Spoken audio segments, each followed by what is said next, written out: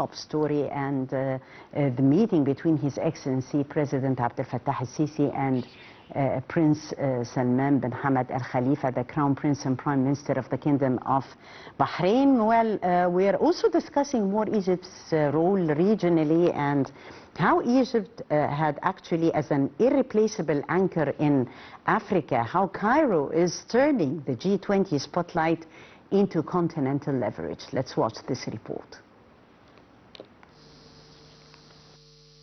As the first non-member host of a G20 meeting, Egypt's reception of the G20 summit symbolizes more than just logistical capability.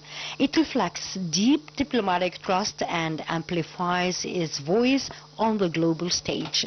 This event builds on Egypt's consistent participation as a guest in the G20 meetings, a third consecutive year and fifth overall under the presidencies of China, Japan, India, Brazil, and now South Africa.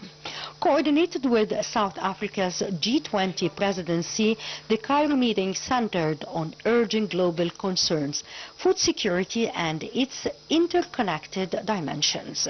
Policymakers deliberated on the work of the G20 Food Security Working Group and advanced negotiations on a ministerial statement slated for adoption at the South African Ministerial Gathering on the 19th of September 2025, a preparatory document for the G20 Leaders Summit in Johannesburg on the 22nd and the 23rd of September 2025.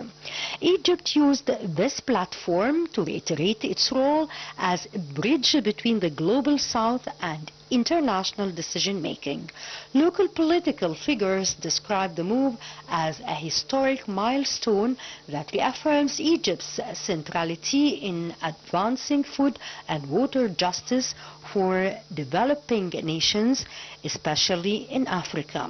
Senior voices emphasize the imperative of inclusive solutions and reform of global financial and trade systems to ensure equitable resource distribution. The meeting initiated critical dialogues on aligning global policy frameworks with the needs of vulnerable countries. It spotlighted Egypt's diplomatic weight and reinforced its ability to host high-level multilateral deliberations. The discussions also fed into a broader global agenda, culminating in ministerial declarations and the Johannesburg Leaders Communique, which may reshape systematic approaches to food and water crises. Egypt's groundbreaking role as the first host outside G20 member states speaks volumes about its regional influence, diplomatic credibility, and unwavering commitment to champion development priorities on the world stage. The G20 stop in Cairo is not merely a marquee event, it illuminates an ecosystem of Egyptian assets that Africa leans on, a world-class maritime gateway, emergent continental power interconnectors, scalable human capital programs, deep trade ties, and relentless multilateral advocacy. Egypt's imprint is clear, translating African needs into G20 deliverables and hard-wiring those outcomes into the infrastructures that move goods, electrons, and opportunities across the continent.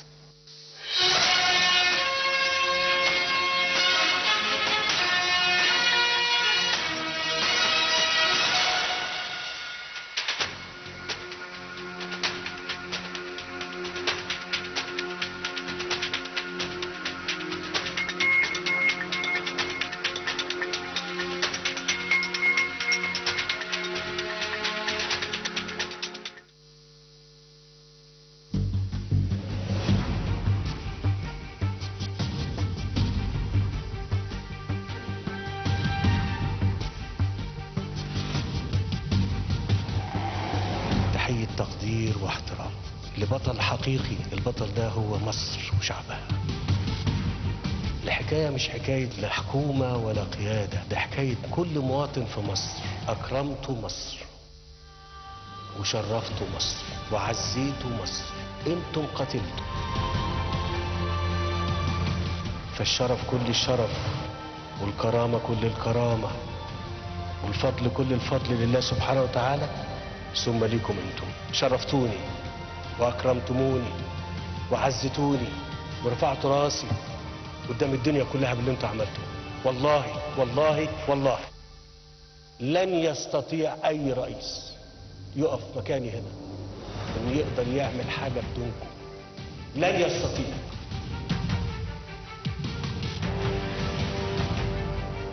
قصه وطن يتحدث عن نفسه، شعب اراد الحياه فاستجاب له القدر.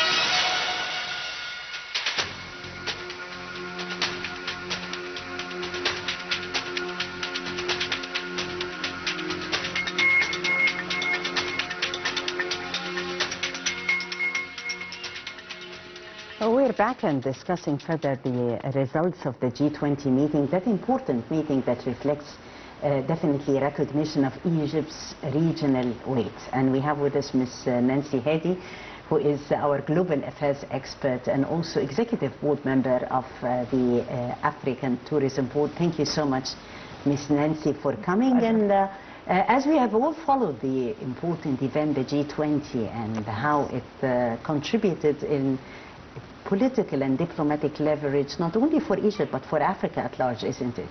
Absolutely. This is obviously something very unprecedented, very, historical in the sense that, obviously, first time that a non-G20 member hosts an important event like this or meeting like this. Also for Africa, of course, showing how Africa's priorities needs to be part of the international agenda. Yes, definitely it is. And positioning Cairo also as a central hub, discussing more than one important issue that is quite important for Cairo, for Egypt, and also for Africa at large. One of those issues is like food security, for instance. Yes, of course. That's what's so great about this G20 presidency under South Africa, is that it's put Africa's priorities, including food security, on the agenda. And there have been some very strategic and very comprehensive discussions, as well as, trying to craft solutions. And Egypt has played an important role by hosting the Food Security Task Force meeting past couple of days. Yes, and the presence of Cairo, this leverage has definitely, Egypt is not only speaking of Egypt as a country, but also putting the priorities of the African nations at the forefront. And the G20 has been definitely a very important example for that. Yes, absolutely. Through this meeting, important meeting, Egypt has given a voice to Africa, under, of course, the presidency of South Africa, but has given also a good example of resilience. So Egypt in itself giving an example of our own safety net, in place to help protect the vulnerable population, including Takaful and Karama, as well as, of course, the largest subsidy program in the world, providing more than half of the population with subsidies. So this is something that not only is it just words, but showing examples of how Egypt and can be an example for other developing countries in terms of providing security for its own population in terms of food security. Yes. What does it take, in your opinion, Ms. Nancy, to integrate Africa into not only the global economy, but also into the diplomatic order, the new diplomatic order? Yes, well, Africa has, in fact, moved from the margins or the peripheral to now the center of, global decisions by having, of course, like I said, the G20 presidency, South Africa, and saying this G20 is about Africa. So the focus is coming back to looking at how Africa is reasserting itself as a leader as a decision maker. And also an example of Egypt, I mean, this is our 5th time being invited, you know, as a non-G20 member to attend meetings, and a first time of any non-member to host a G20 meeting. So this is also showing about how the world and how the West is and the leaders are viewing Egypt's role as well as the importance of Africa. Yes, coordinating with South Africa's G20 presidency, definitely it has been seeing eye to eye on more than one important challenge, in that dialogues had reflected and revealed the strength of Egypt as a bridge builder also, and one of the world's most important vis-a-vis diplomacy, in our diversified diplomacy, not only Africa but the rest of the world. Yes, and Egypt as well as South Africa have emphasized the importance of partnership. This is something that the world needs to collaborate, whether it be, you know, the global south or the north, in terms of coming up with solutions for real issues like food security and other humanitarian issues. And one other thing, the good example is like the fact that Egypt also during this meeting brought the importance of addressing the issue with Gaza, which is something also showing Egypt's important role in emphasizing that any sort of effort has to be a joint effort, has to be making sure that all these solutions are not just for the few, but for all. So this is the inclusivity of including everyone on in these priorities. Yes. In your opinion, Ms. Nancy, what sort of, let me say, diplomatic lessons could African countries like draw from Egypt's diplomacy success on more than one front, in your opinion?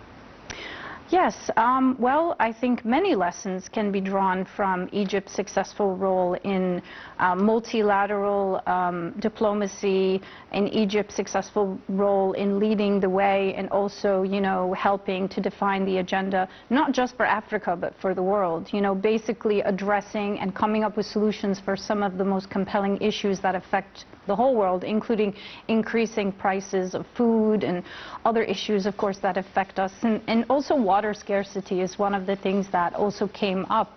And Egypt's constantly, like I said, the reason why they're being invited, you know, to these G20 meetings shows that they are, you know, trusted and leading the way in terms of giving a clear how should I say, diplomatic leadership in sense of addressing some of the world's important issues. Yes, this brings us to like a flashback of Egypt's very successful year of the chairmanship of the African Union, and a lot, of course, of collaboration. It has been like another page with the investments in Africa and in the people of Africa as well. Absolutely. And in our ties, of course, with the African nations. Absolutely, and we see this time and time again that Egypt is building its strong relations between, you know, Egypt and other African countries as well, like inter-African relations. We heard the term during the Food Security Task Force meeting, Cape to Cairo, and the importance of restarting that and ensuring that that's something that happens. And this is a way to connect, a very important way to connect, you know, the north to the south of Africa, and also to help in terms of logistics and moving supplies. And I think the discussions were very rich, and I think it was very positive, as well as discussing the strong relationship between Egypt and South Africa. Henceforth, South Africa, you know, inviting Egypt to host this important meeting. Yes, well, actually many lessons learned from this important meeting, and we have very important positive results. This in addition to other opportunities, opening new opportunities with the outside world, leaving legacies, particularly also in areas of collaboration with the G20 and also with Africa regarding sustainability. Absolutely. And now Africa, during these meetings, we see how Africa is no longer an aid recipient, but rather an agenda setter. In fact, even though it's been symbolic that Egypt was hosting this important event, but this symbolism has actually led to leverage for Africa. as a whole. And again, giving Africa a voice at some of the world's, top tables, but also showing that Egypt can deliver resilience here at home and also can be a great example for other developing countries. And we'll see, of course, with the collaboration between Egypt and other global South countries in terms of, shared best practices and other ways to solve some of the pressing issues. Yes, engaging Africa in such important meetings, Ms. Nancy, and I take from your words that Africa's transition from being an aid recipient into a game changer. How do you see that in the future, if we're talking about future prospects? And also, let me say that such important events like the G20 are considered to be core meetings that could be like a nucleus for further important gains in the future. Yes, absolutely.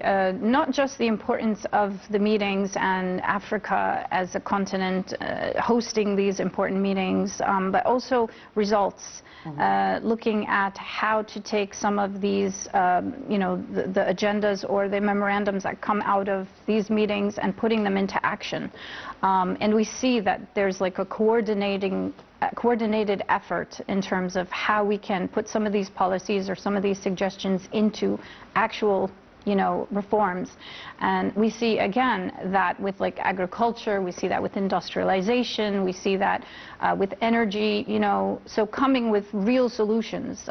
So even though it's great to have these important meetings, it's great to discuss the issues that we all are facing, but the great thing is the results that come out of it are the solutions. And again, Egypt, one of the countries setting,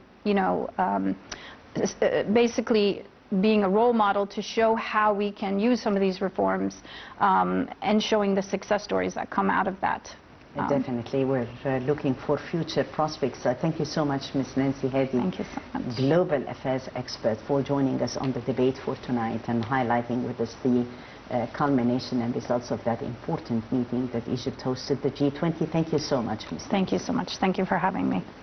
And I thank you, dear viewers, for joining us. That was Wednesday Debate Live with Taghreed Hussein. Many thanks for watching.